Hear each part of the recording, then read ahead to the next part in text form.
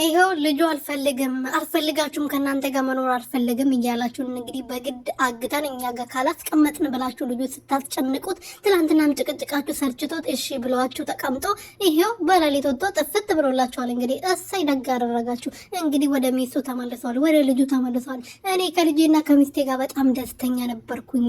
ቤተሰቦቼ ናቸው መሀላችን ገብተው እያበጣበጡን እያባሉን ያሉት እነሱ ናቸው በሽታ የሆኑብኝ ብሎ እንግዲህ በግልጽ ለዶክተሯ ተናግሮ ነበር። እናንተ ግን አትሰሙም።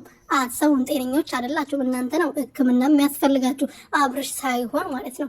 ሰላም ቤተሰብ እንዴት ናችሁ? እንኳን ደስ አላችሁ፣ እንኳን ደስ አለን። አብርሽዬ ጣፍቶ ወደ ሩትዬ ተመልሷል። ማታ አንድ ላይ ቪዲዮ ሰርቶ ይመጡልናል። ያ ረብ ያንተ አድርገው እና ምን ልላችሁ ፈልጌ ነው፣ ሄርሜላና ቡዜ ዴፍ ከስሯል። እንግዲህ ስራቸው ከሽፈዋል፣ አልተሳካላቸው። አብርሽን እዛ አስቀርጦ ነበር ከሄርሜላ ጋር ለማስደረግ ነበረ።